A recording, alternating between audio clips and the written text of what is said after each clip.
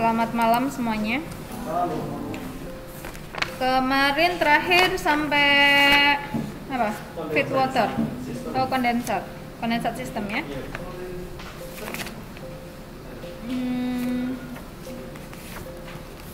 Saya mulai dulu.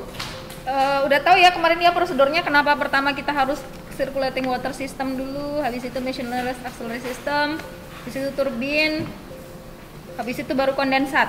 Udah tahu kenapa? Kenapa stepnya kita kayak gini? Udah tahu langkahnya kenapa kita pertama mulai dulu dari circulating water? Karena medianya air. Ya, kenapa kalau medianya air? Kenapa kalau medianya air? Jadi semua itu bermula dari ini.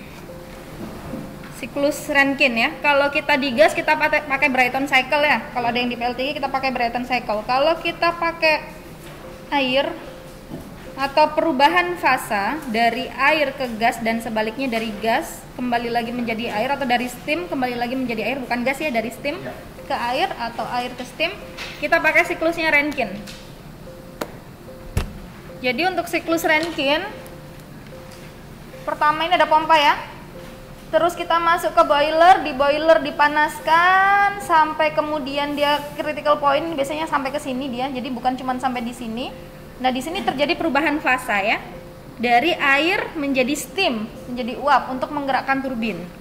Nah, setelah itu ini siklus Rankine ya, selalu seperti ini. Kemudian setelah itu temperaturnya akan diturunkan ke kondenser. Coba dilihat di sini temperaturnya di bawah 50 derajat Celcius ya. Jadi dia berupa air. Untuk tekanan 1 bar, temperatur 100 derajat Celcius itu berubah ya, jadi saturated steam. Kondisi ketika air berubah menjadi uap. Tapi bukan uap itu yang dipakai di sini. Di turbin itu kita pakai superheated atau kalau disebutnya critical ya. Jadi superheated itu sudah tidak ada kandungan air dalam uapnya. Jadi pure steam tanpa ada kandungan air. Ya, jadi kita tidak pakai temperatur 100 derajat Celcius tidak untuk menggerakkan turbin. Nggak bisa, rusak dia. Turbin kalau ada kandungan air di situ, dia masih saturated steam. Jadi setelah kita merebus air terus airnya mendidih keluar uap, kalau itu kena turbin, itu ada airnya ya. Kalau kena turbin, turbinnya berputar terus dengan kecepatan tinggi, kena air nanti lama-lama melubangi si turbin, si blade-nya. Jadi itu kita nggak bisa pakai itu di turbin. Oleh karena itu, di sini kita lihat ya, di sini temperaturnya diturunkan, harus turun. Jadi setelah dari turbin temperaturnya harus turun, kembali lagi menjadi air. Oleh karena itu pertama kali yang kita siapkan adalah yang mendukung turbin. Jadi kalau bagian paling mahal dari pembangkit itu untuk PLTU ya, dan saya rasa pembangkit yang lain itu turbinnya, terutama 3 shaft pertama untuk high pressure turbin itu yang paling mahal. Jadi yang kita persiapkan pertama yang ada hubungannya dengan turbin apa dulu? Turbin butuh pendinginan. Jadi setelah dari steam dari turbin harus kembali menjadi air, berarti kita harus menyiapkan di kondenser dulu. Pendinginannya pakai apa? Pendinginannya pakai circulating water system. Jadi gini, di pembangkit PLTU ya ada 3 jenis air namanya, nanti kita kenal. Yang pertama ada circulating water system atau bisa jadi ada cooling tower. Yang kedua adalah kondensat. Yang ketiga feed water. Circulating water itu air biasa, normal water ya. Jadi air ini bisa kita dapatkan langsung dari sungai, langsung dari laut juga bisa, langsung dari danau juga bisa, atau kita ngebor sumur, dari sumur juga bisa. Air biasa. Air ini tidak digunakan untuk membuat steam. Kita steamnya nggak pakai circulating water. Jadi ini cuma untuk pendinginan di kondenser aja. Mengubah steam kembali menjadi air dengan bantuan si circulating water. Oleh sebabnya ini yang pertama kali kita siapkan. Kemudian yang kedua ada kondensat dan feed water. Ini sama, ini air yang sama, cuma bedanya tempatnya. Jadi kondensat water sama feed water itu demineralized water, air demin. Ini yang kita gunakan untuk memutar si turbin nanti ketika dia berubah menjadi steam. Perbedaannya tempat. Jadi kalau condensate water ini dari hot well sampai ke deaerator. Kalau feed water itu dari deaerator sampai inletnya economizer. Itu bedanya.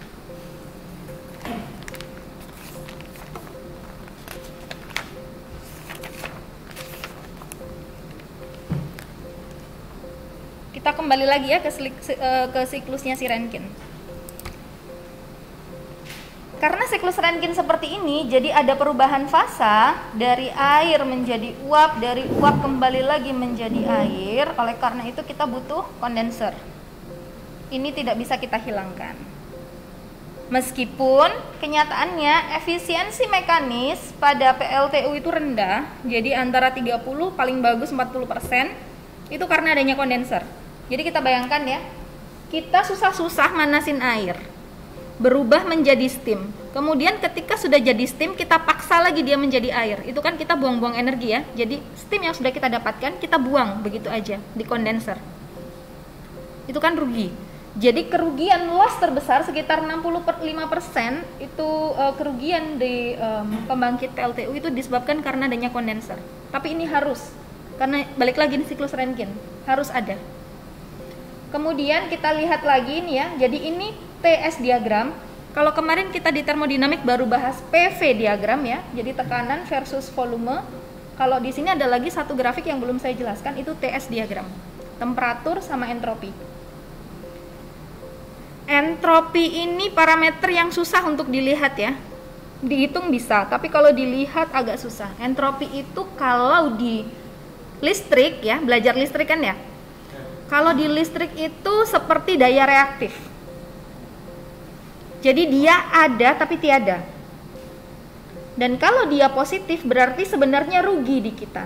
Tapi semua sistem buatannya itu selalu ada entropinya dan bernilai positif. Jadi kalau daya reaktif, kalau yang belum ada nggak yang bukan dari pembangkit atau bukan dari PLN di kelas ini? Ada? Dari mana? Kerjanya di mana? Apa? Oh, Schneider. Bisa dipahami ya sampai sini ya, daya reaktif. Jadi kalau misalkan nih kita langganan daya PLN 2200 VA di rumah ya, 2200 volt ampere itu daya total. Tapi yang kita konsumsi itu kalau coba dilihat peralatan listriknya bukan dalam VA tapi dalam watt. Ya. Kenapa dalam watt? Karena sudah dikalikan sama cos V. Misalkan cos V-nya 0,85, berarti daya yang bisa kita pakai itu tidak sampai 2200. Hanya 2200 dikalikan 0,85, satuannya watt. Sisanya mana? Sisanya daya reaktif tadi yang tidak bisa kita pakai. Kita harus bayar, tapi kita tidak memakainya. Entropi kira-kira kayak gitu. Parameter ini susah untuk dilihat.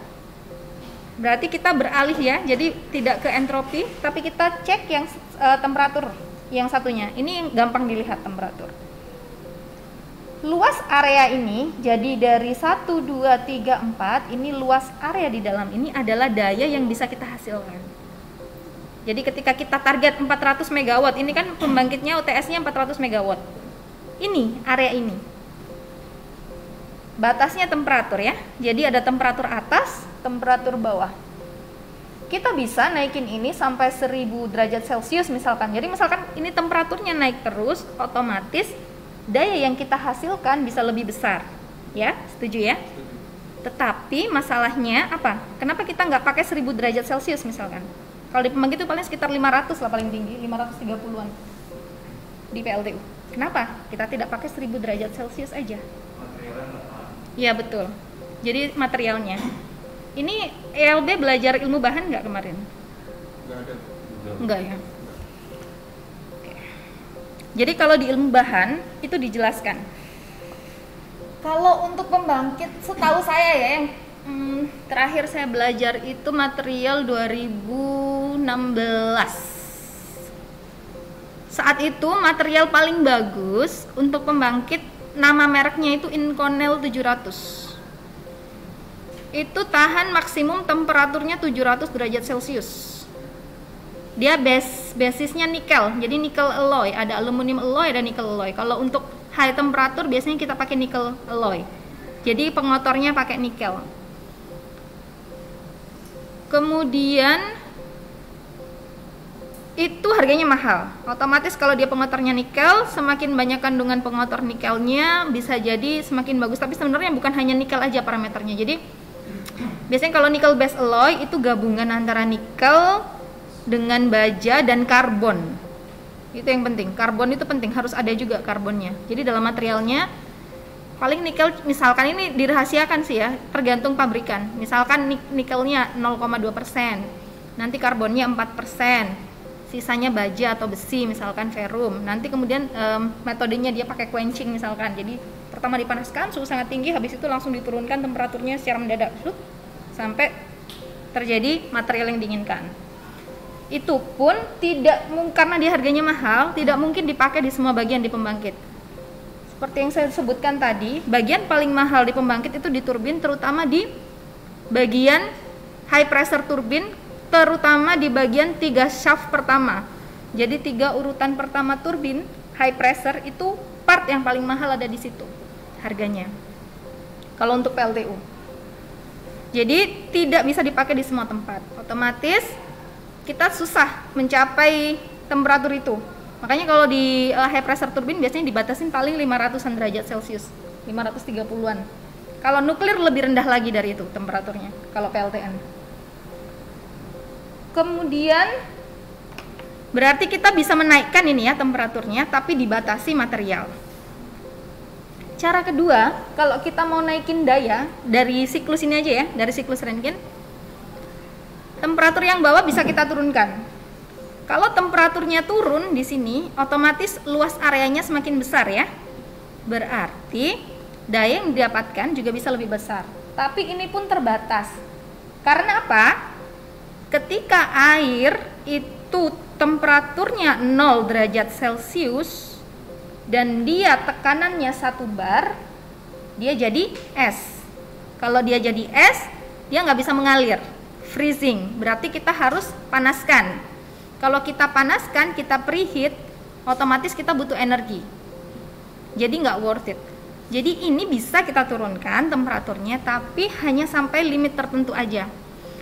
Kalau di negara 4 musim ini ada keuntungannya. Jadi kalau negara-negara subtropis, di saat winter, musim dingin, efisiensi pembangkit pasti lebih besar daripada di saat musim panas. Tapi kalau di Indonesia sama sepanjang tahun.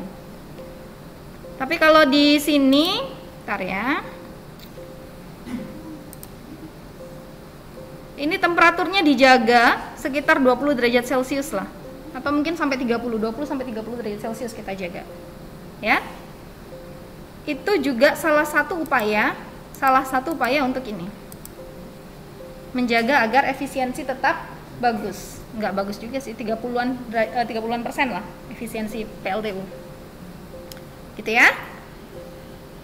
Nah, otomatis kalau misalkan kita mau nambah daya, kalau dilihat dari sini kan paling gampang kita naikin temperatur. Naikin temperatur berarti nambah bahan bakar. Jadi kenaikan daya atau kenaikan power pada PLTU berbanding lurus dengan kenaikan bahan bakar, ya. Kemudian saat ada pompa di sini, temperatur juga sedikit naik ya. Ini karena kalau di termodinamik PV sama dengan MRT. Jadi ya, PV sama dengan MRT. Jadi kenaikan tekanan itu sebanding dengan kenaikan temperatur. Ketika tekanannya naik, kalau kita pakai pompa otomatis tekanan naik ya. Dinaikkan berarti temperatur juga mengalami kenaikan. Gitu ya. Itu dari si Rankine. Untuk ini ada pertanyaan? Ini basicnya. Makanya kita pertama siapkan adalah circulating water system. Prosedurnya yang harus dilakukan terlebih dahulu itu kita siapkan dulu airnya, air pendinginnya untuk di kondenser ya.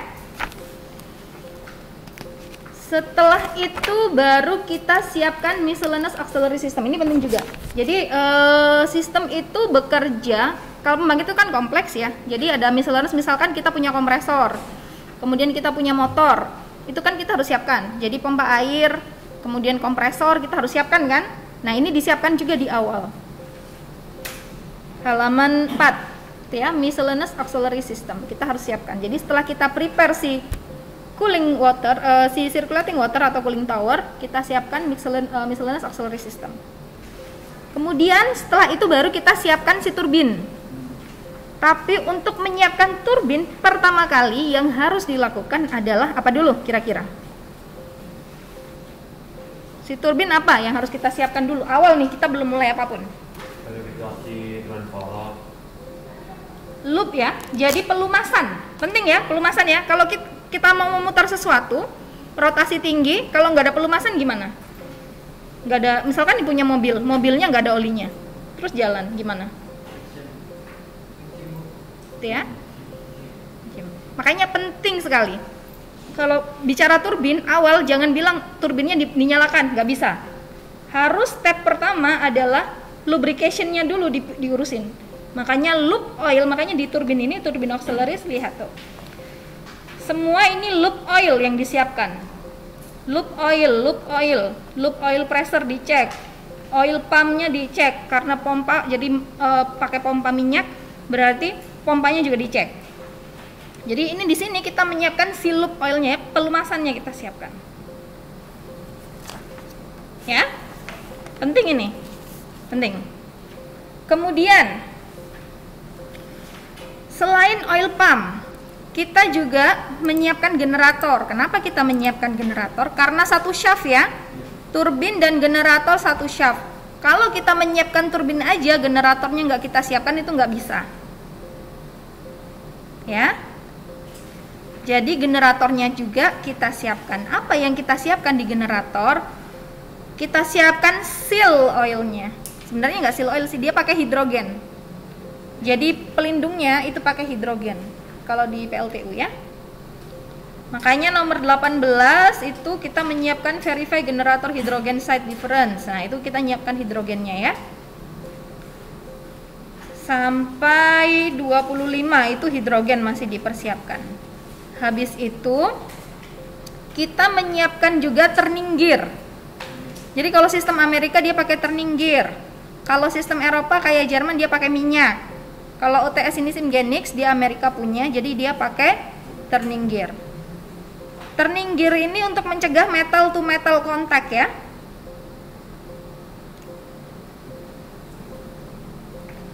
Kemudian jadi ini preparation turbin ya. Jadi setelah kita nyiapin air, cooling water, habis itu kita nyiapin auxiliary system, setelah itu kita nyiapin turbin. Jadi di sini prepare turbin dulu, penting turbin ya.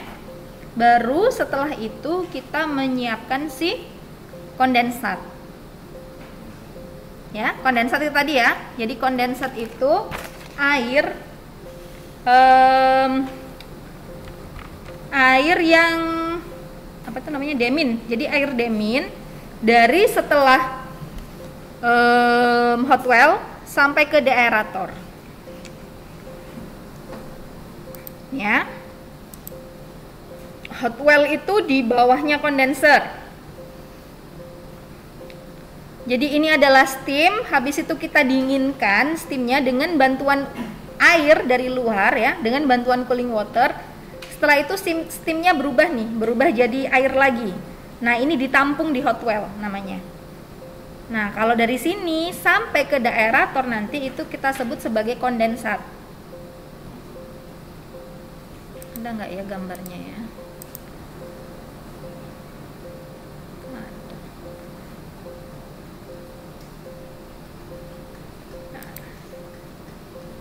Ini ya. Jadi sampai deaerator itu kita sebut kondensat. Dari hot well sampai deaerator ini namanya kondensat. Nah, setelah itu dari deaerator sampai ke inletnya economizer sampai ke sini itu kita sebut sebagai feed water, air yang sama. Oke ya?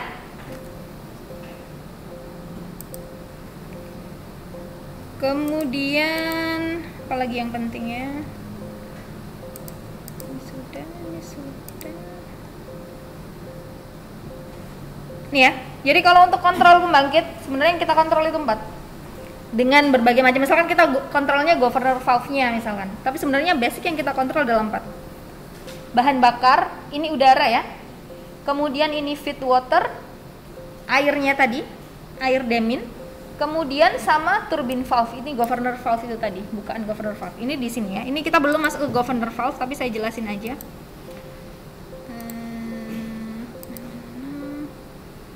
Governor valve itu di mana ya? Sini. Nah, ini governor valve. Ini juga kita untuk ngatur. Jadi gini, kita itu ngatur bahan bakar.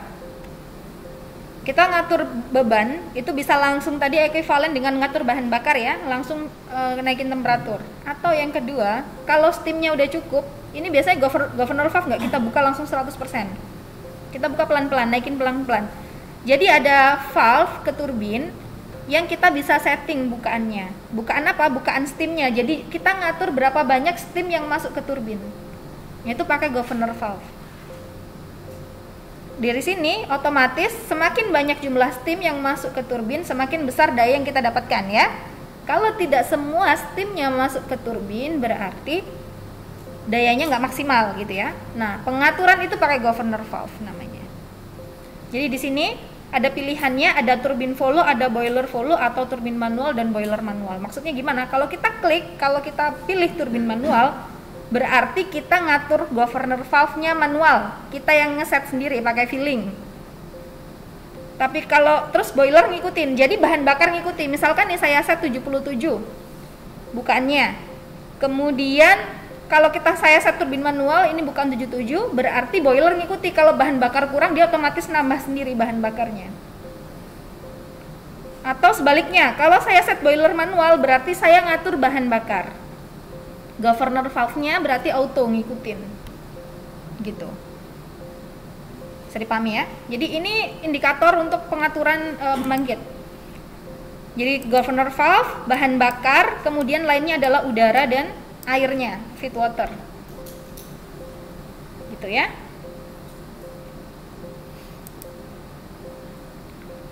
Ini turbin ya. Jadi high pressure turbin itu bagian yang kecil. Low pressure turbin yang besar, kalau lihat turbin, itu bagian yang paling besar, itu adalah low pressure turbinnya. Kalau yang kecil, yang staf paling awal ini kecil ya, itu high pressure turbin, dan ini yang paling mahal sebenarnya. Karena langsung kena hantam steam dengan temperatur paling tinggi di awal. Setelah masuk high pressure turbin, kita panaskan lagi, namanya pakai reheater. Reheater itu bisa jadi ya, biasanya temperatur tertinggi di pembangkit itu terjadi setelah reheater, setelah kita panaskan. Tapi bedanya nggak banyak, paling satu derajat dengan high pressure.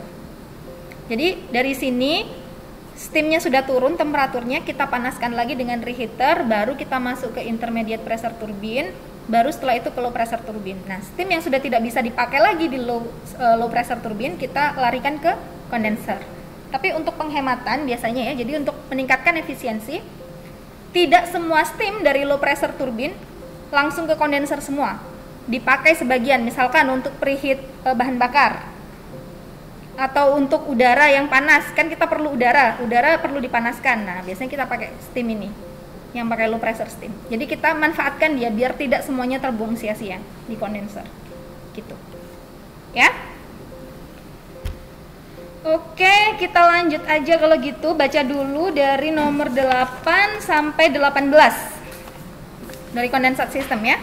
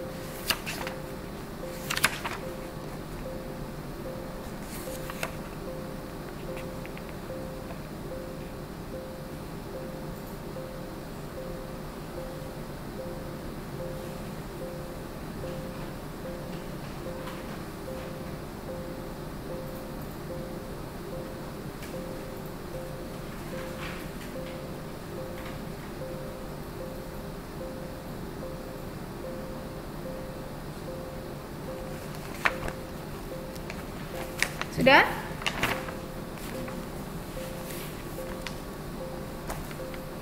Kalau step-stepnya gampang ya sebenarnya, tinggal ngikutin aja. Cuman kalau D4 kita harus tahu kenapa kita harus melakukan ini gitu. Paling nggak paham secara garis besar lah.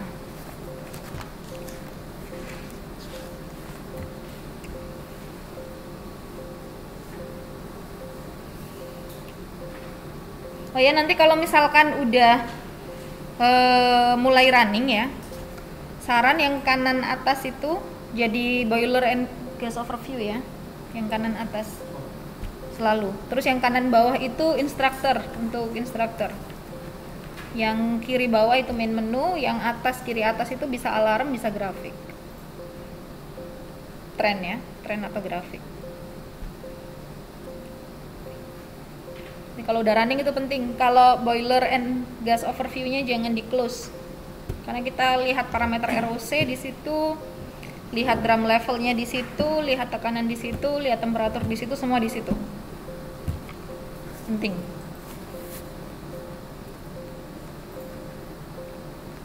Oke, saya mulai ya. Pertama nomor 8, condensate storage and transfer blue ya. Nomor 4 dari atas warna biru. Kita disuruh ngapain? Jadi untuk kondensat sistem pertama kita perlu menyiapkan airnya ya. Kita kan butuh air sebagai kondensat, berarti kita harus menyiapkan dulu si airnya. Nah kita memastikan, ini yang nomor 8, kita memastikan airnya cukup.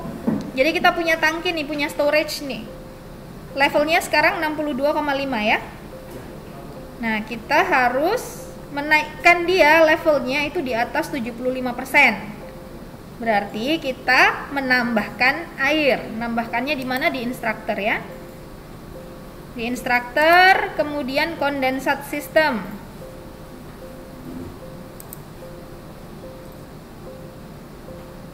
Kemudian ada tulisannya fill 80%. Masuk ke situ, tinggal ditekan.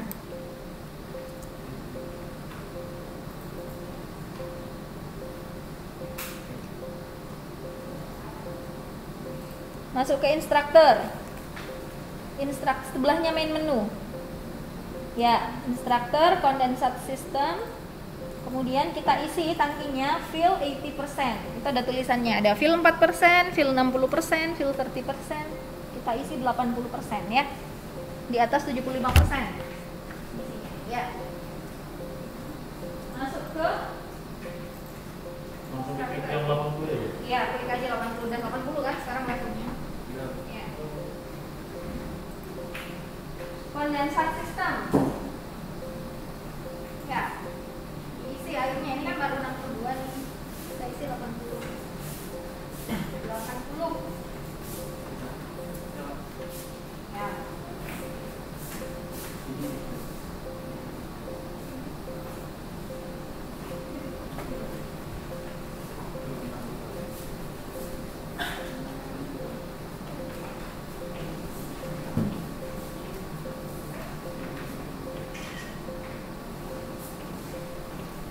Sudah ya? Checklist kalau udah, biar nggak lupa sampai mana. Nah ini ya, itu ada catatannya ya. Jadi cold startup typically consumes a lot of makeup water. Jadi di awal-awal biasanya kita butuh banyak air untuk menggantikan air yang hilang. Oleh karena itu kita perlu mengisi levelnya perlu mengisi kondensat dengan level yang cukup. Jadi tangkinya kita isi sampai levelnya cukup gitu ya. Sehingga levelnya jadi normal. Karena kita pakai cold start up kalau di awal-awal. Kemudian nomor 9, kita kembali lagi ke main menu. Masuk ke kondensat master ya.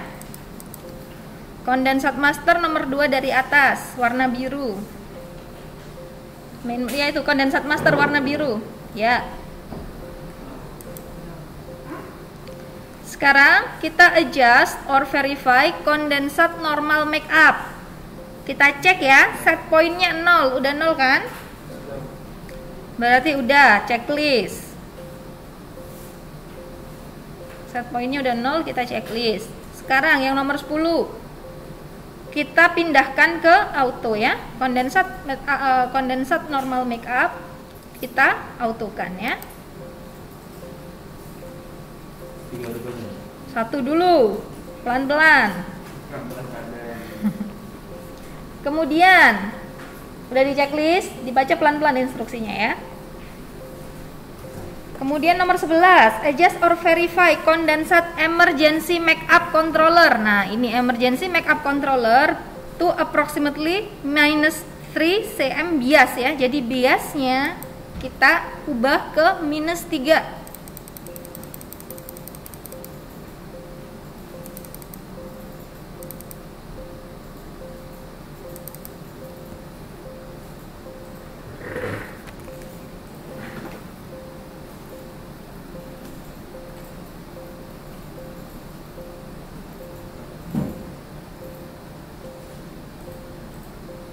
Biasnya ya, bukan output bias ya. -3 bukan -0,3.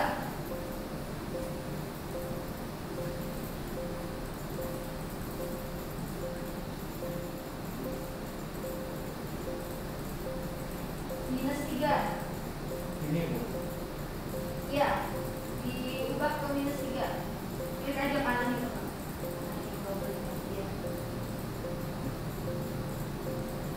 Sekarang naikin lagi. -3 Pak, bukan 0,3. -3, turun lagi. Pas 3 ya Bu? Iya, diubah lagi kalau udah itu pakai panah yang satu. Naikinnya, nah. Ada 3,2, naikin pakai naik. Ya. Klik aja, double klik.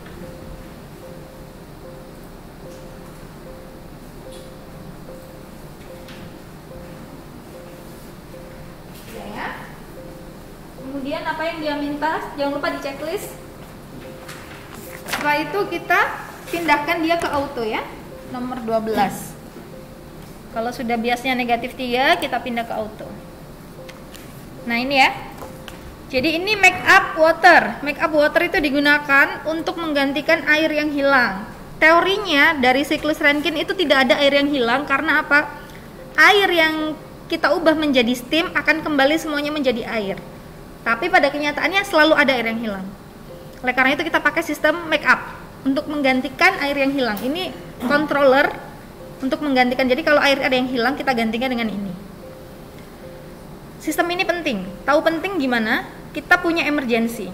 Kalau ada emergensinya, ini ya. Jadi ada normal make up, ada emergency make up. Ketika sistem punya emergency, kalau di PLTU, dia sistem yang penting, krusial. Si make up ini, si emergensinya baru bekerja ketika level biasnya -3. Kalau belum sampai -3 berarti dianggap masih normal.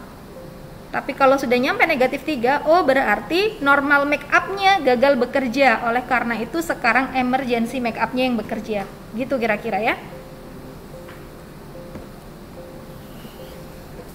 Kemudian nomor 13. Adjust or verify condensate overflow. Nah, ini overflow ya kalau banjir ya. Kalau kelebihan aliran.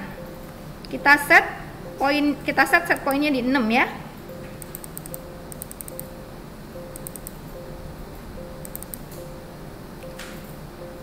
Kemudian kita pindahkan ke auto. Jadi kalau ini terlalu banyak kondensat, overflow-nya akan bekerja untuk mengurangi air. Gitu ya. Kita set poinnya di 6. Jadi kalau levelnya 0, kita tidak buang air. Kalau levelnya udah overflow, banjir, kita baru buang. Kemudian nomor 14. Jangan lupa di checklist ya. Sudah semua auto. Kondensat overflow-nya ya, diautokan di 6. Sudah ya? Ada yang belum? Saya cek dulu.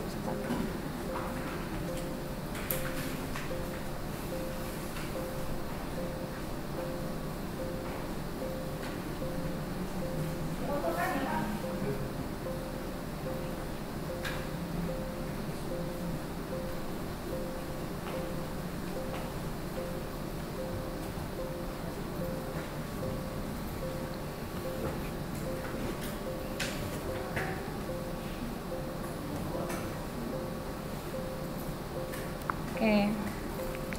Sekarang kalau sudah tadi sampai mana tadi?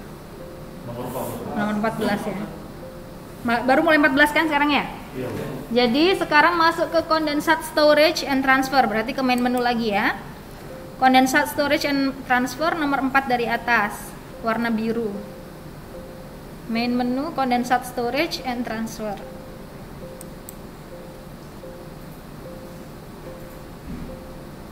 Oke ya. Sekarang kita diminta untuk, kalau tadi udah kita siapkan overflow-nya, make up-nya udah kita siapkan, sekarang kita baru menyalakan si transfer pump untuk kondensat ya. Kita nyalakan satu aja. Terserah mau pilih yang E atau mau pilih yang W, east atau west. Saya pilih east.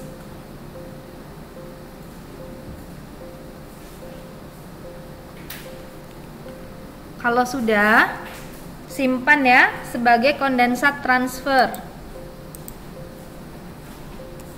Kondensat transfer. Filenya simpan ya? Ya, disimpan di folder sendiri ya, jangan di folder temennya ya. Save as kondensat transfer.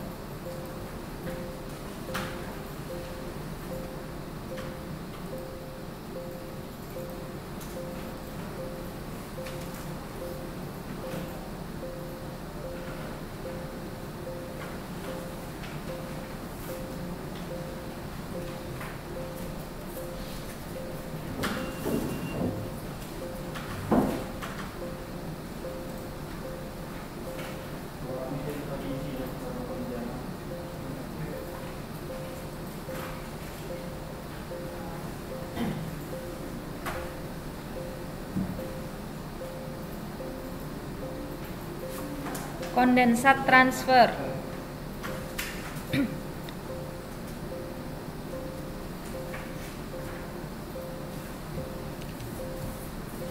Nah, setelah itu kalau udah disimpan, sekarang kita masuk ke nomor 15 ya. Kita ke instructor lagi. Ada tulisannya INS, itu berarti kita ke instructor. Kita disuruh verify condensate system valve alignment for feed water heaters. Jadi kita disuruh ngecek heaternya untuk feed water. You must check to ensure that all the low pressure feed water heaters, untuk low pressure ya, are aligned to allow flow to the deaerator. Jadi kita cek semua low pressure heater kita agar mengalir airnya sampai ke deaerator. Ini ada berapa ini? Ada banyak ini low pressure heaternya. Ada 1, 2, 3, 4. Cara ngeceknya gimana? Kita memastikan kalau inlet dan outlet valve-nya itu semua terbuka, open, dan bypass-nya close, tertutup. Jadi ini semua ya, ini low pressure heater 1, 2, 3 sampai ke deaerator nih.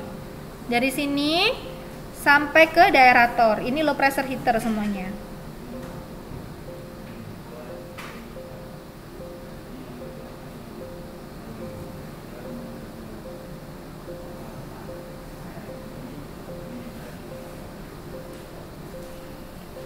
Sekarang yang diminta adalah inletnya semua open, outletnya semua open, dan bypassnya semua nutup.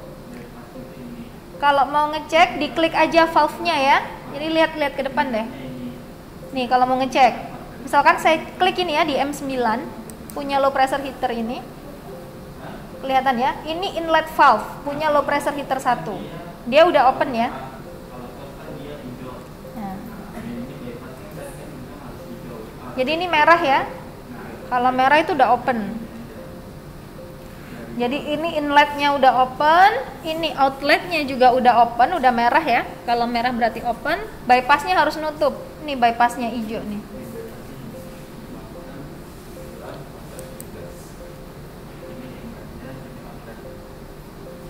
Nih ya, jadi kalau mau tahu, klik aja di valve-nya. Nih kelihatan tulisannya, bypass valve untuk low pressure heater 1. Dan seterusnya ya, jadi kita pastikan ini jalurnya semua terbuka sampai ke aerator. Untuk low pressure heater, itu maksudnya nomor 15. Udah ya, ini udah semua sebenarnya. Udah tertutup dan udah terbuka semuanya. Inletnya udah terbuka, outletnya terbuka, bypassnya udah tertutup semua. Berarti udah oke.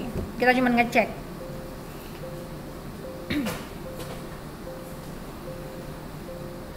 Kemudian untuk nomor 16, kita masih di instructor. Untuk first condensate pump, jadi kita punya di sini condensate pump ya, ada 3 ya, ada 1, 2, 3 condensate pump. Nih coba lihat ke depan. Ini ada condensate pump 1, 2, 3. Jadi condensate tadi dimulai dari hot well sampai ke aerator. Jadi kalau saya sebut condensate pump berarti di sini, ya, dari hot well sampai ke sini.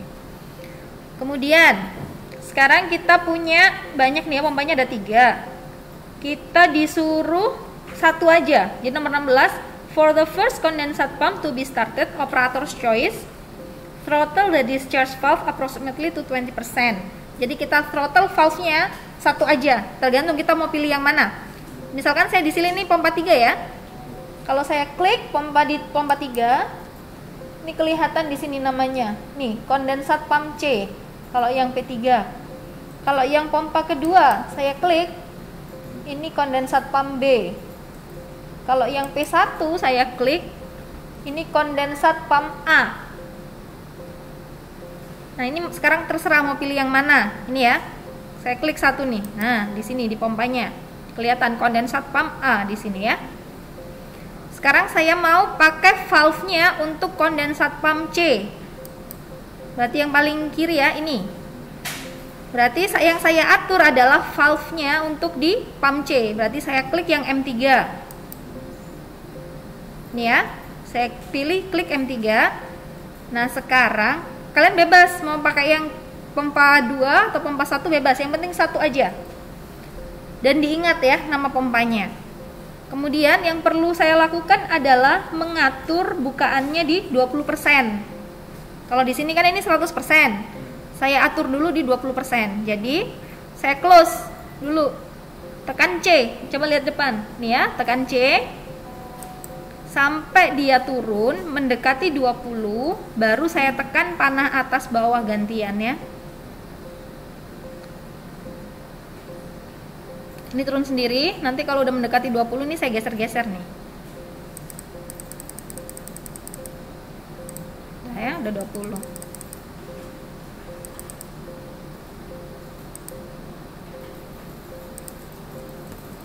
Oke, ini udah 20.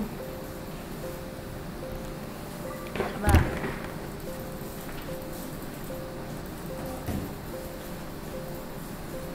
Kalau udah 20 kayaknya di close lagi.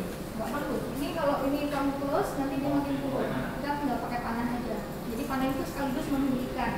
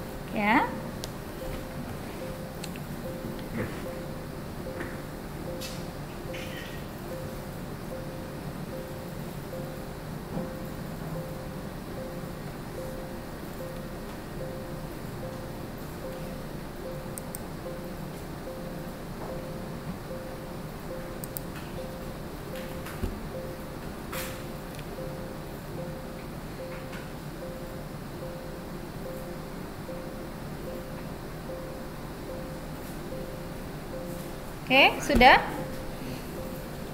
Kalau sudah, sekarang nomor 17 ya.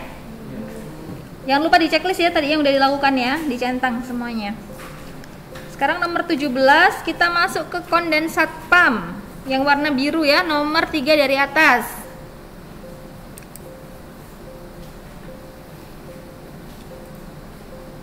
Sekarang kita menyalakan kondensat pump pertama tadi yang udah kita pilih. Tadi ada A, B, C ya. Diingat ya, tadi pilih yang mana yang dinyalakan valve-nya. Nah, itu yang kita nyalakan sekarang. Kalau di kasus saya tadi saya pakai yang C, jadi kondensat pump C. Jadi saya nyalakan sekarang kondensat pump C. Kondensat pump itu ada A, B, C, tadi nyalain yang mana? Kita start sekarang. Coba dicek tadi yang instrukturnya. Tadi nyalainnya yang A atau B atau C? Tunggu dulu tadi, coba dilihat di instruktur. Di instruktur yang dinyalakan yang ini tadi harusnya, berarti itu kondensat pump yang C, bukan yang A. Di stop dulu itu yang kondensat pump A. Kita nyalakan yang C ya.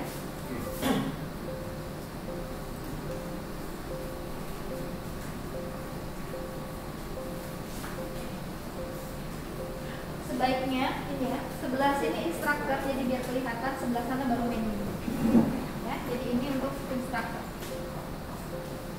Biar kelihatan. Oke?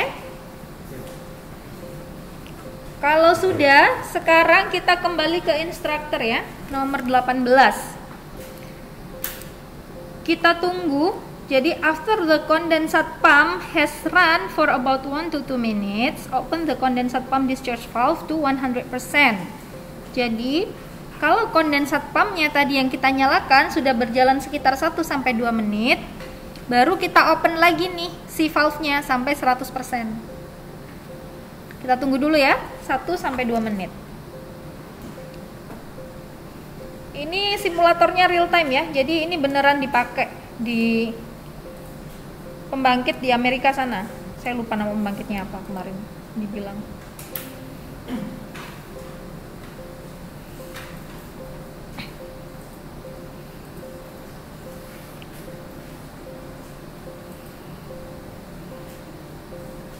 Jadi itu masuk ke instruktur yang sebelah kanan Pak, instruktur ya, kondensat system. Kita tunggu dulu sampai kira-kira 1 menit.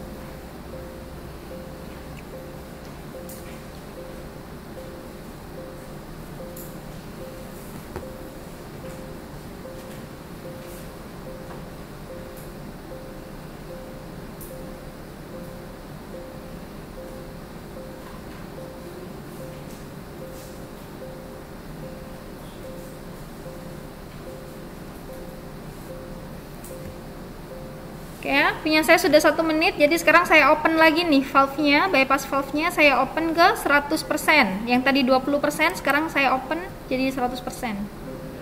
Kalau sudah 1 menit. Valve-nya tadi coba ditekan, yang warna kuning tadi. Ya, sekarang di open jadi 100%.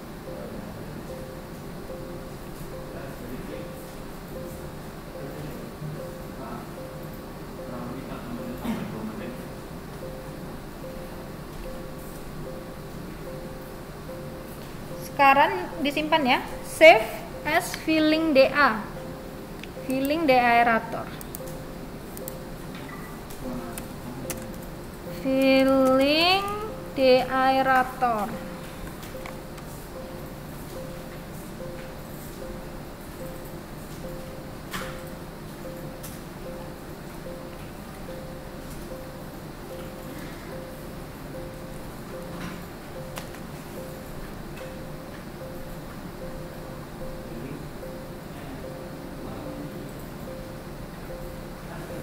Filling DA ya namanya ya.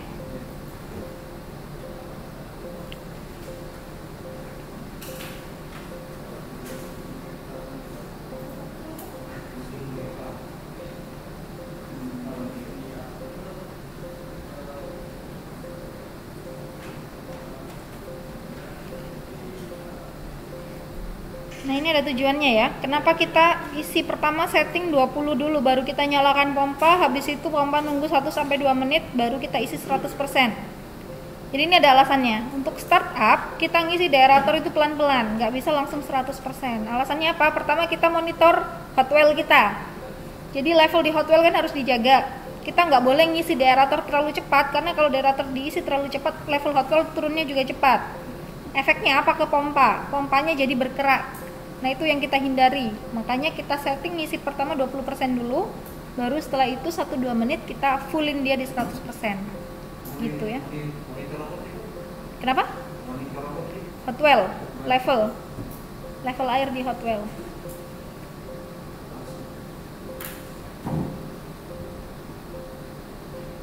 Jadi kita jaga level hot well-nya biar nggak terlalu drop.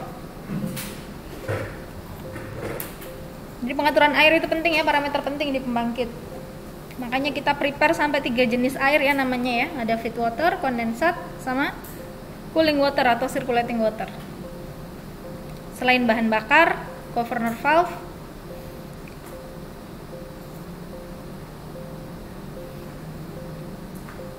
oke ya.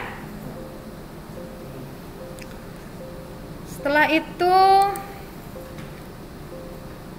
kita ke nomor 19 ya. Kita masuk ke kondensat master lagi, warna biru, nomor 2 dari atas. Kondensat master nomor 2 dari atas ya. Udah? Oke. Sekarang kita verify kondensat modenya itu 1 elemen dulu. Sekarang kan kondensat modenya 3 elemen. Nanti kalau udah running ya 3 elemen. Sekarang kita baru 1 elemen. Jadi klik ya di sini. 3 elemen kita ubah jadi 1 elemen. Di pas tulisan 3 elemen itu, 3 elemen diubah jadi 1. Diklik aja di dalam situ. Di kotak ini Pak, kondensat mode select. Ya. Jadi 3 elemen itu maksudnya adalah yang kita lihat ya. Kalau 3 elemen itu level di aerator, kemudian feed water dan kondensat water. Kalau 1 elemen itu 1 aja. Kalau saat startup kita butuh 1 aja. Ya. Nanti kalau udah running kita butuh ketiga-tiganya.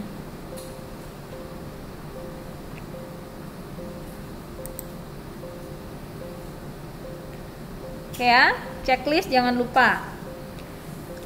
Kemudian nomor 20, adjust or verify the aerator level controller set point to 0,0. Jadi the aerator levelnya set pointnya di 0,0 ya. Sudah ya, set pointnya udah 0 ya.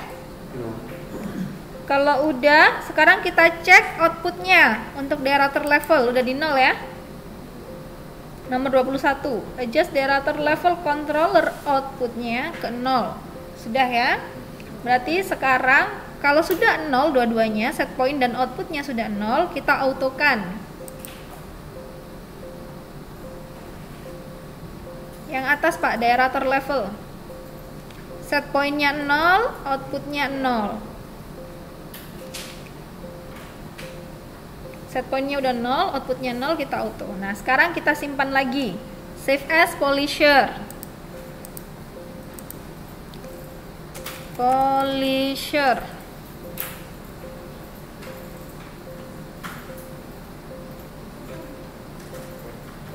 Berarti habis ini kita ngurusin polisher. Ini udah selesai ngurusin si aerator. Habis ini kita ngurusin si polisher.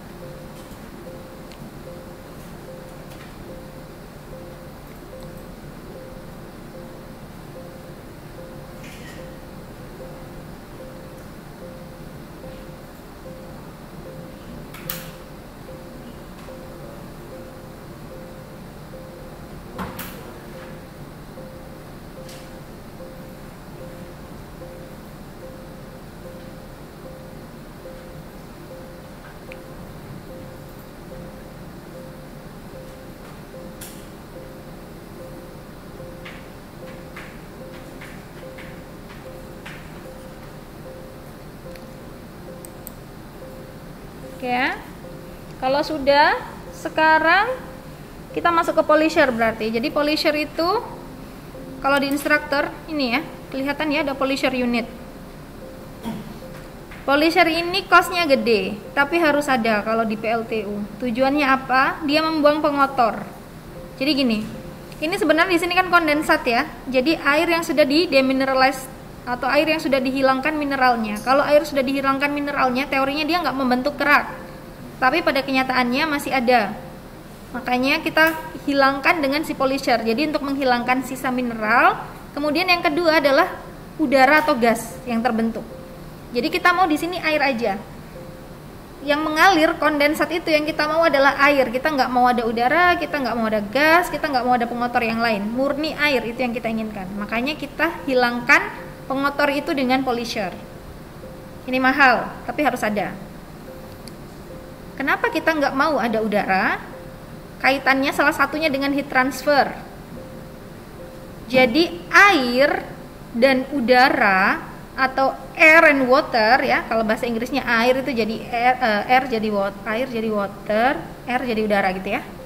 Jadi udara dan air itu mempunyai karakteristik heat transfer yang berbeda. Heat transfer air itu lebih bagus dari udara. Oleh karena itu fluida yang kita gunakan di sini, kondensat yang kita pakai sebenarnya kita bisa aja kalau mau pakai udara bisa. Tapi kita tidak pakai udara, kita pakai air.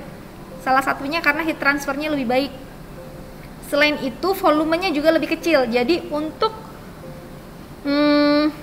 massa jenis ya. Jadi untuk jumlah massa yang sama, misalkan 1 kg air dengan 1 kg udara, 1 kg udara akan membutuhkan tempat yang lebih besar. Otomatis kalau kita paksakan pakai udara untuk PLTU, dia akan jauh lebih besar udaranya ya. Jadi kalau massa jenis air itu 1000 kg per meter kubik, kalau udara berapa? Air itu 1000 kg kan ya per meter kubik. 1 ton. Jadi 1 meter kubik itu 1 ton. Kalau udara itu berapa ya? Saya lupa. Bandingannya jauh kok. Bentar ya, density udara. Air density. Ini ya, 1,2025 kg per meter kubik. Bandingannya hampir 1000 kali lipat ya. Kalau air itu 1000 kg per meter kubik, ini cuma 1, sekian per meter kubik. Jadi 1000 kalinya. Itu dari sisi volume. Kemudian dari sisi heat transfer, air juga bagus. Oleh karena itu, kita pakai air. Sebenarnya kita bisa juga ya pakai fluida yang lain. Misalkan mau pakai raksa atau pakai molten salt, jadi garam yang dicairkan bisa. Molten salt itu biasa dipakai untuk concentrated solar thermal. Jadi kalau kita di sini biasa pakai PV cell ya. Kalau PV cell itu kita tidak pakai siklus Rankine, tapi ada lagi yang namanya concentrated solar thermal. Itu dia pakai siklus Rankine. Jadi yang kita serap dari matahari adalah panasnya, kemudian panasnya digunakan untuk memanaskan fluida. Kemudian fluidanya di boiler tadi menggerakkan turbin gitu ya. Gitulah ya. Itu banyak di Sahara, di gurun-gurun di Afrika ya, di Afrika Utara itu banyak yang pakai concentrated solar thermal. Itu dia tidak pakai air, tapi dia pakai molten salt karena temperatur di sana salah satunya. Nah, kalau kita PLTU kita pakai air karena murah, tersedia cukup banyak. Kemudian density-nya juga bagus, heat transfernya juga bagus, gitu ya, perawatannya juga mudah. Makanya kita pakai yang readily available ya, yang banyak tersedia. Kita pakai fluidanya di sini pakai air. Karena heat transfernya lebih bagus daripada si udara punya, otomatis kita nggak mau ada udara di situ. Kalau ada udara, otomatis heat transfernya berkurang, ya, karena ada pengotornya. Karena itu kita hilangkan dia pakai polisher, salah satunya. Pengotornya kan salah satunya udara, kita hilangkan di sini. Jadi kita mau di siklus ini adanya cuma air aja. Kita nggak mau selain air, itu intinya ya. Kemudian kita harus sekarang memastikan kalau polisher unit ini bekerja. Memastikannya gimana? Nomor 23 ya. Jadi kita ngecek inletnya harus open. Jadi inlet ke polisher harus open. Sudah open ya, udah merah. Kemudian outletnya juga udah merah, udah open, dan bypassnya nutup. Berarti dia sudah siap untuk bekerja polishernya. Kalau udah di checklist.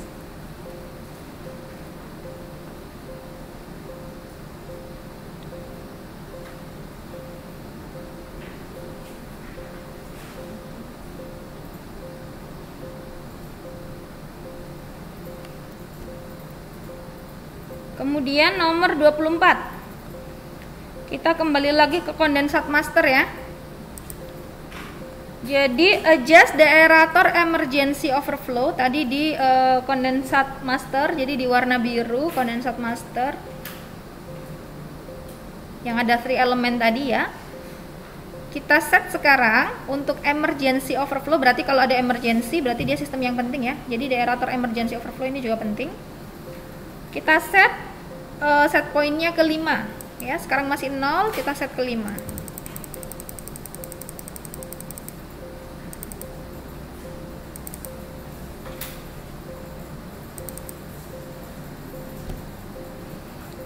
Kalau sudah, kita autokan. 5, set poinnya di set ke 5, habis itu kita autokan. Itu step 24 dan 25.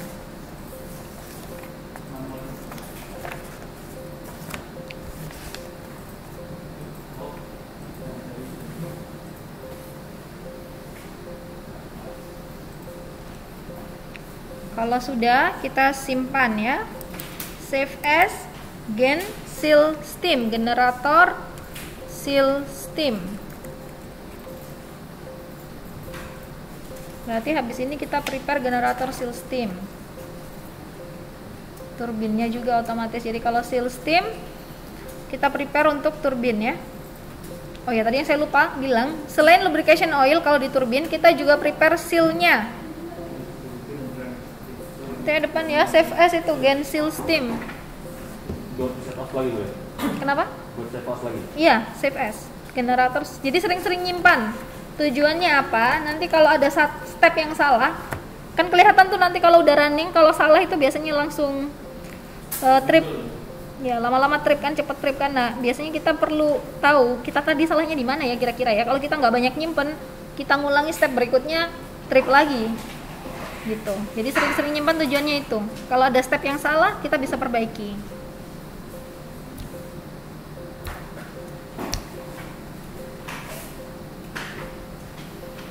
Oke ya.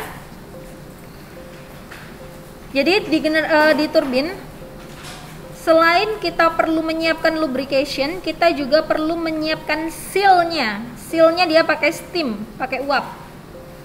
Seal itu lapisan pelindung ya. Salah satu tujuannya jadi untuk mencegah kebocoran dari dalam keluar atau sebaliknya dari luar ke dalam. Jadi kita mencegah ada udara luar masuk ke dalam atau sebaliknya dari dalam, steam dari dalam bocor keluar.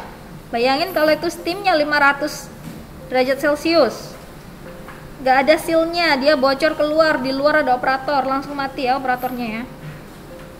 Langsung mungkin tinggal tulang belulang aja.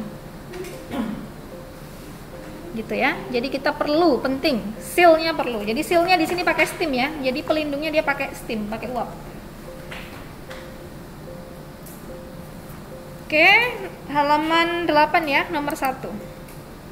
Kita nomor 1 FO. FO itu field operator. Ini seolah-olah kita mengirimkan operator ke lapangan untuk mengecek apakah pipingnya sudah oke, valve-nya udah oke untuk dijalankan. Anggap aja udah ya. Jadi kita ngirim orang ke lapangan. Oke, pipingnya udah oke, valve-nya udah oke. Berarti kita siap run step selanjutnya. Step kedua, kita masuk ke condenser vacuum system ya, ke main menu. Condenser vacuum system yang hijau paling pojok kiri bawah. Condenser vacuum system. Oke ya. Sekarang kita membuka open atau verify open condenser vacuum breaker. Jadi kita open.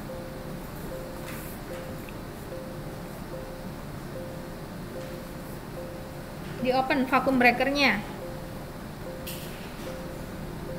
Main condenser vacuum system. Bukan itu. Yang mana kamu? Condenser yang bawah. Hijau condenser vacuum system. Ya. Oke. Yang tadi udah di close. Tadi buka apa tadi? Kita belum ke sana. Kita belum ke grid. Itu regulator. Kita belum lakuin apapun di situ. Oke. Ini masih prepare ya, ini prepare semua ini di sini. Kita belum ada boiler nyala. Oke, sekarang kalau sudah kondenser vakumnya dinyalakan, vakum breakernya udah nyala. Sekarang kita masuk ke steam seal system. Ke main menu lagi. Steam seal system nomor 3 dari bawah warna hijau.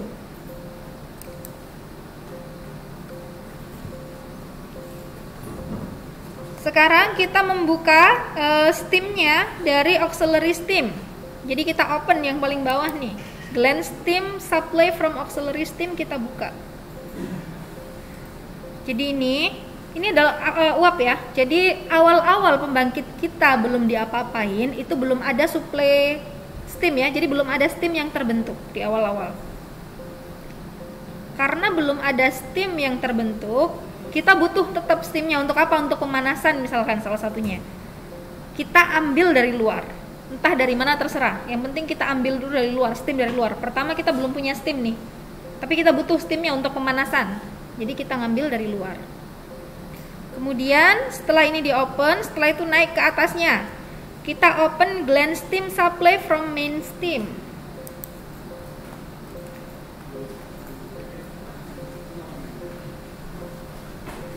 Jadi ini dari steam utama. Setelah itu yang atas lagi ya. Ini nomor 5. Dari isolation valve kita open juga steamnya. Jadi ini sumber steam semua kita buka ya. Kalau isolation valve ini biasanya dari sisa steam yang terbentuk. Kalau ini dari steam utama yang terbentuk, kalau ini dari sisa steam. Contohnya dari reheater. Ya, ini contohnya ya dari reheater.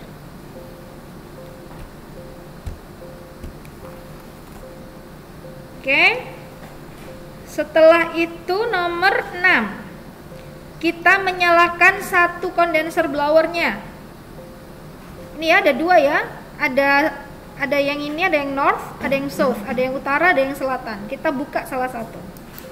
Saya buka yang north, yang utara.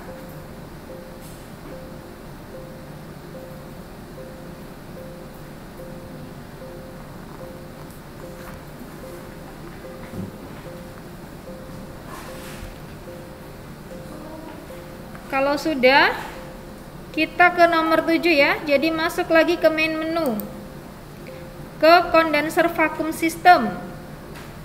Kembali lagi ya tadi ya, condenser vacuum system itu yang hijau paling bawah. Sekarang kita menyalakan satu pompa. Jadi vacuum pumpnya kita nyalakan satu. Saya nyalain yang timur. Setelah itu kita nyalakan pompa yang kedua. Checklist ya, nomor 8. Kita menyalakan yang west sekarang, yang kedua.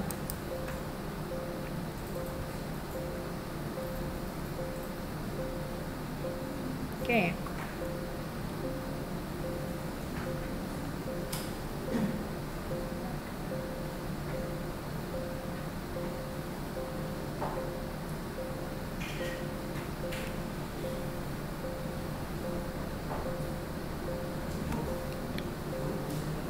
Oh ya.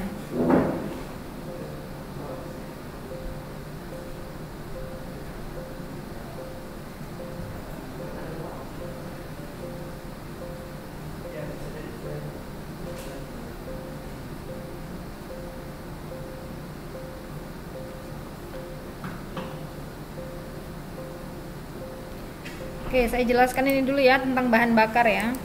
Sama nunggu temennya itu telepon. Jadi kalau misalkan kita punya PLTU ya, 1000 megawatt dayanya. Kemudian kita pakai batu baranya pakai hard coal ya. Yang batu bara kualitas bagus sih hard coal, di bawahnya antrasit sedikit. Hard coal itu sampai 30 megajoule per kilogram. Calorific value-nya. Jadi nilai energinya itu sampai 30 megajoule per kilogram. Jadi dalam 1 kilogram energi yang terkandung adalah 30 megajoule. Sekarang Kalau kita punya efisiensi pembangkit tadi ya rata-rata 30 sampai 40 itu udah bagus banget. Efisiensi PLTU misalkan saya anggap di sini 33 ya, 33%. Berarti efisiensi mekanis ya, ini bukan elektrik ya. Kalau elektrik jelas di atas 85%. Tapi kalau mekanis itu kecil efisiensinya. Efisiensi mekanisnya, efisiensi panasnya 33%. Berarti sebenarnya untuk 1000 megawatt daya yang kita hasilkan, bahan bakar yang kita butuhkan adalah 1000 megawatt kita bagi dengan 33%, ya, atau 0,33. Berarti ini sekitar 3000 megawatt. Jadi untuk PLTU 1000 megawatt kita butuh bahan bakarnya itu setara dengan 3000 megawatt. Kemudian watt itu adalah energi per satuan waktu.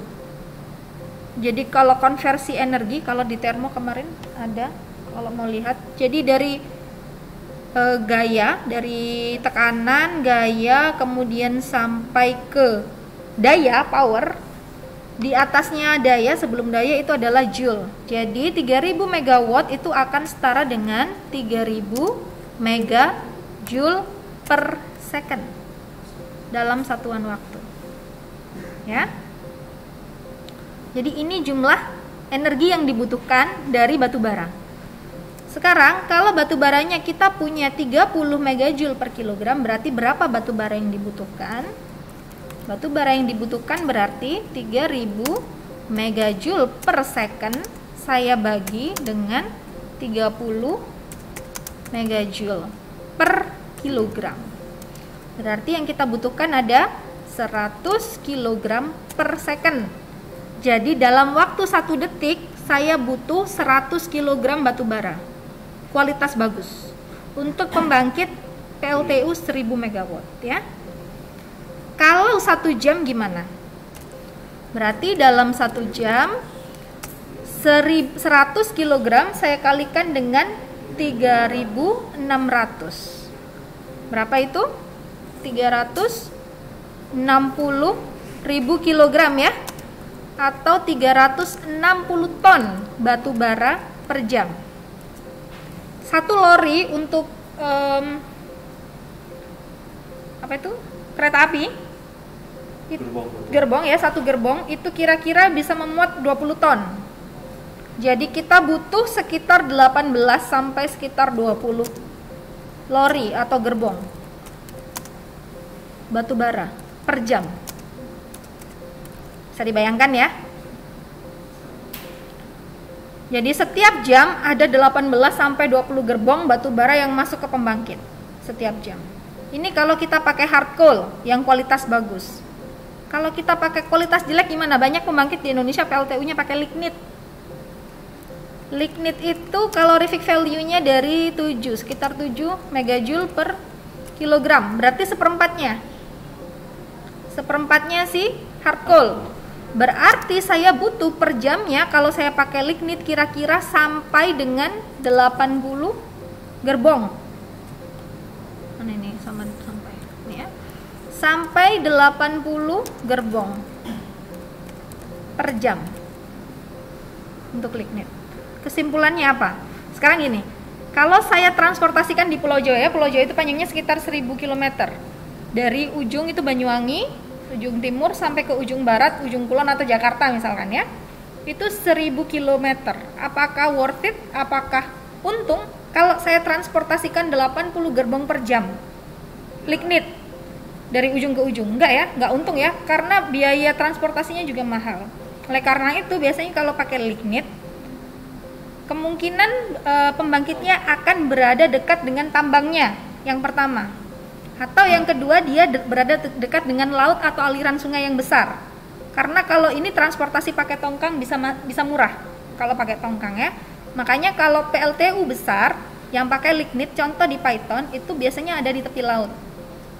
Salah satunya untuk transportasi batu bara. Jadi kita ngitung cost untuk transportasinya. Kalau di luar negeri selain pakai lignit ada yang pakai pit. Pit itu kayak gambut, jadi lumpur. Kita bakar lumpur. Kalau kita pakai pit, otomatis nilai calorific value-nya jauh di bawah lignit karena itu kayak kita bakar air ya. lumpur kita bakar. Berarti dia tidak bisa jauh dari daerah pengambilan pit. Dari daerah pengambilan gambut nggak bisa jauh. Di sekitar situ, harus di sekitar situ, maksimal 20 km. Jadi untuk kalau kita itu banyak yang pakai lignit ya. Sebenarnya kalau lignit itu energinya kecil ya, calorific value-nya kecil. Selain calorific value-nya kecil, otomatis limbahnya juga banyak kalau dibandingkan dengan batu bara yang kualitas bagus. Karena kalau batu bara kualitas bagus itu kan semakin bagus batu bara, karbonnya semakin banyak. Kalau karbonnya semakin banyak berarti pengotor yang lain kayak mineral, kemudian heavy metal itu semakin dikit. Jadi kalau lignit kandungan mineralnya semakin banyak, otomatis kita harus mikirin sampahnya, handling ash-nya. Nanti setelah kita bakar bagaimana kita membuang limbahnya. Gitu, itu lebih kompleks problemnya. Tapi di Indonesia kita pakai lignit karena batu bara yang kualitas bagus itu diekspor semua ke luar negeri. Jadi kalau negara-negara seperti Eropa gitu ya, mereka nggak mau pakai lignit impor. Mereka kalau impor itu pakainya hard coal karena itu menguntungkan. Kalau mereka pakai lignit jelas rugi. Cuman ada pengecualian. Untuk negara seperti Cina, itu lignit pun dia impor karena dia bergerak dengan kecepatan penuh, full throttle. Jadi contoh nih ya, bikin gedung aja, gedung bertingkat yang bertingkat ratusan itu Cina 2 minggu udah jadi. 2 minggu bayangkan, jadi gedung. Rumah sakit kemarin tahu ya, kemarin Wuhan itu ya.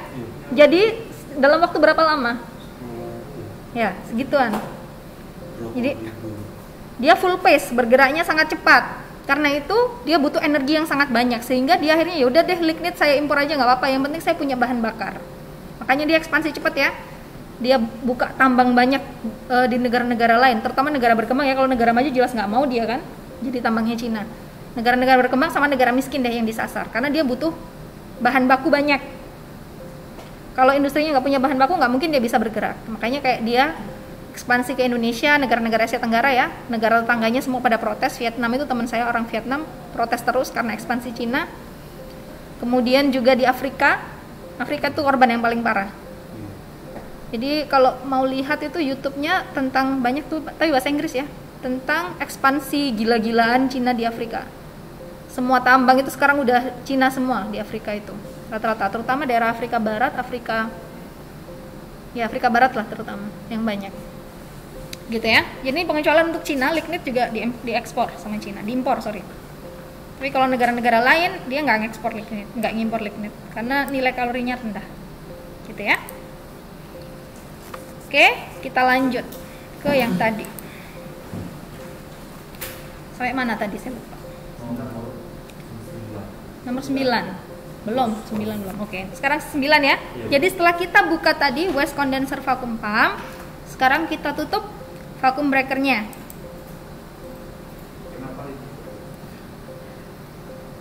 Nah, kita lihat ya di sini. Kondenser vakumnya dia turun, tapi sebenarnya nggak ada hubungan. Jadi kita tunggu, kita tutup. Setelah kita tutup, kita cek kondenser vakum kita akan turun ya.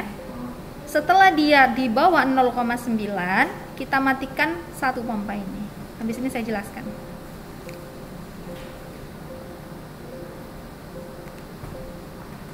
Ini dalam bar ya, kondenser vakumnya dalam bar.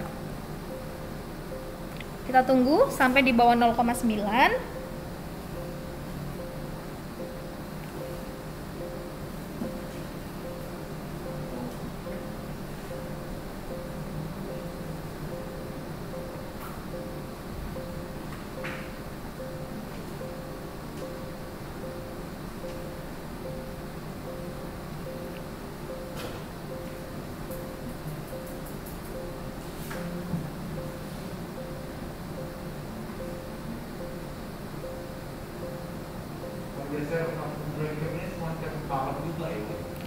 Kondenser vakum ini untuk trigger sebenarnya, untuk trigger vakum. Di sini saya jelaskan ya. Oke, punya saya udah 0,89, jadi saya matikan satu. Pumpnya saya matikan satu. Jadi gini. Di sini ada pompa, di sini ada kondenser. Kondenser kita itu bekerja kalau dia kondisinya vakum. Kalau dia tidak vakum berarti kondenser kita rusak. Jadi kondenser kita kalau mau bekerja dia harus vakum kondisinya.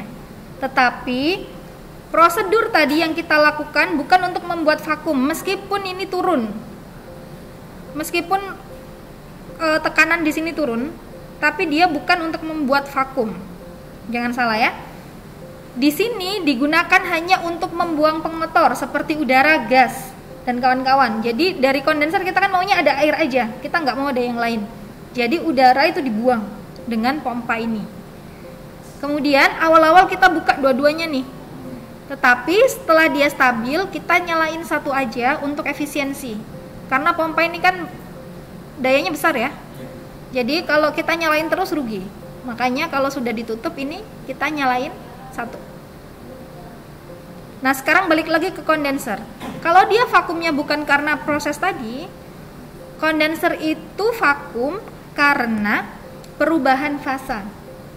Jadi ini fisika. Kondenser itu vakum karena uap air yang di sini, bukan uap air ya, uap ya, steam berubah menjadi air. Proses itu, proses kondensasi itu menyebabkan vakum. Jadi bayangkan kalau kita masukkan, kita punya botol minum, kita masukkan ke freezer sampai membeku. Habis itu kita keluarkan. Biasanya dia agak kempes ya.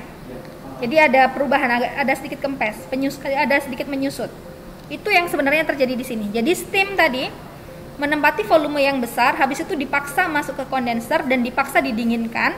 Otomatis gas yang tadi banyak, steam yang tadi banyak itu berdesak-desakan sampai dia cair ya. Ketika dia cair, dia memenuhi semua ruangan. Dia memenuhi semua ruangan sehingga tidak ada ruangan tersisa. Kalau ada udara kita paksa keluar. Jadi di dalam kondenser tadi cuman air aja sisanya. Kondisi itu menyebabkan vakum. Sebenarnya vakum itu apa? Vakum itu apa kira-kira? Vakum itu apa? Enggak, apa vakum yang dinamakan vakum itu apa? Bukan hisap. Hah? Bukan hampa udara. Vakum itu ya sebenarnya ya kalau secara termodinamik, balik lagi nih termodinamik. Vakum itu ketika tekanan dalam sistem kurang dari tekanan udara. Jadi kalau misalkan saya punya tadi 0,8 bar itu vakum karena tekanan udara kita 1 bar ya, 1 atmosfer ya. Sebenarnya 1 atmosfer itu 1, sekian bar. 1 bar. Kalau kita punya sistem tekanannya di bawah tekanan udara normal, itu namanya vakum. Kondisi itu yang kita paksakan ada di kondenser. Jadi kondenser kita bekerja kalau dia vakum. Kalau dia nggak bisa vakum berarti kondensernya rusak. Gitu ya.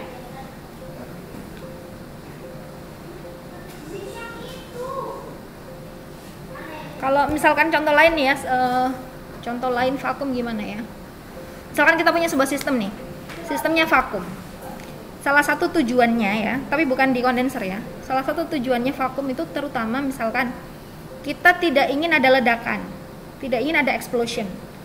Maka salah satu solusinya itu kita bikin vakum. Kenapa? Karena kalau ledakan itu kan tekanan di dalam sistem kita lebih besar daripada tekanan di luar ya. Misalkan di dalam 500 bar, di luar 1 bar. Kalau ada kebocoran, maka dia dari dalam berusaha keluar kan tekanannya. Tapi sebaliknya kalau dia vakum, tekanannya di bawah atmospheric pressure, maka ketika ada kebocoran udara dari luar yang masuk ke sistem gitu ya. Jadi nanti jadi stabil di 1 bar. Gitu. Jadi salah satu tujuannya contoh ya, nggak ada hubungannya sama kondenser ini. Kita tidak mengurusi kebocoran di kondenser, tapi itu salah satu bayangan ya tentang vakum. Jadi kalau vakum, kita punya sistem vakum, berarti tekanan dari luar yang masuk ke dalam, bukan sebaliknya dari luar masuk, bukan dari dalam masuk keluar. Gitu ya. Jadi beberapa sistem mungkin nanti Anda menemukan di lapangan mereka sistemnya dibawa untuk vakum karena mereka mau salah satunya safety, tidak mau ada explosion.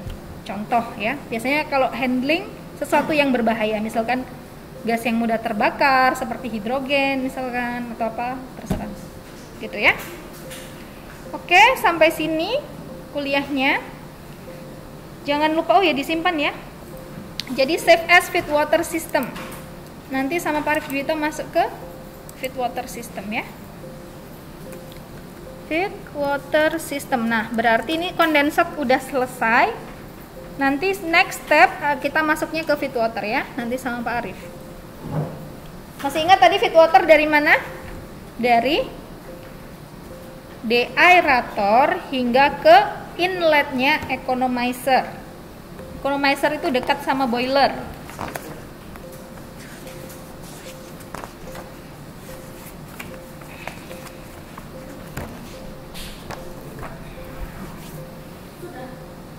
Tunggu ya sebentar ya.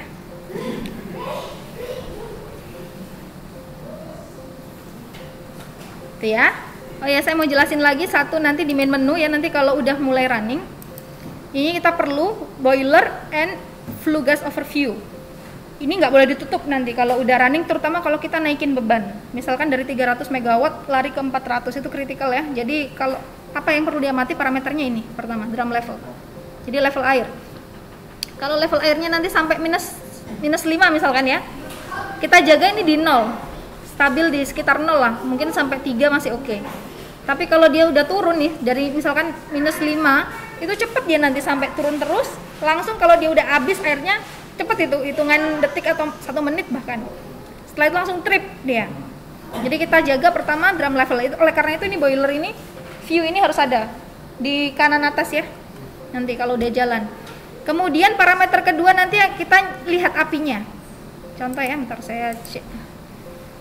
Saya kasih lihat yang 300 MW. Nah, ini apinya udah nyala 4. Jadi pertama yang nyala adalah ignitionnya, igniternya ya, yang kita pakai minyak. Nanti kalau udah temperaturnya tercapai di atas 200 derajat Celcius, kita baru bakar batu baranya ya dengan api utama. Kalau kurang bahan bakarnya, kita naikkan lagi level apinya. Jadi kita nambah level api. Kalau kemarin lihat ya firing system ya, yang di mata kuliah saya ada beberapa tumpuk-tumpuk layer. Nah, ini kayak gitu. Naik terus. Kemudian, jadi ini kita ngecek api juga di sini. Selain itu yang penting lagi kita ngecek ini ada temperatur juga ya. Jadi steam temperatur sama reheater temperatur. Ini di reheater biasanya lebih tinggi dari sedikit, lihat ya, dari main steam temperatur hampir sama. Sekitar 530-an ya, 537 derajat Celcius. Kemudian daya output. Nah, saat ini 300 MW dengan 6 variabel ya, mega variabel nih. VAR. Ya, daya reaktifnya 6. Kemudian yang penting lagi ROC ya. Jadi ROC itu rate of change. Rate of change apa? Sebenarnya ini adalah rate of change dari metal kita. Jadi kita punya metal ya. Pembangkit kita pakai metal bahannya. Ketika temperaturnya terlalu tinggi, metalnya akan bengkok besar ya. Nah, ketika bengkok besar, dia dinyatakan dengan ROC yang terlalu tinggi nilainya. Kalau ROC-nya terlalu tinggi, itu berarti kalau metalnya sampai bengkok, berarti temperaturnya terlalu tinggi ya. Bener ya? Jadi kalau sampai bendingnya besar, ROC-nya besar, rate of change-nya, berarti temperatur terlalu tinggi. Temperatur terlalu tinggi berarti bahan bakar kita terlalu banyak. Ya? Larinya ke sana. Sebaliknya kalau ROC-nya negatif berarti dia agak dingin nih. Dingin bukan berarti 20 derajat Celcius ya, bukan ya, panas ya, tetap panas tapi kurang panas. Jadi dia menyusut materialnya. Nah, ini prediksi ke depan. Jadi bukan saat ini. Jadi kalau saya lihat di sini ROC-nya 2, oh ini nanti ke depan kira-kira kayak gini, berarti oke, ini masih oke. Tapi kalau misalkan ini sampai 250, berarti ke depan temperatur terus naik, berarti saya perlu nurunin bahan bakar. Gitu ya kira-kira ya, mainnya di situ. Makanya ini harus ada nanti kalau udah running ya. Segitu dulu dari saya. Assalamualaikum warahmatullahi wabarakatuh.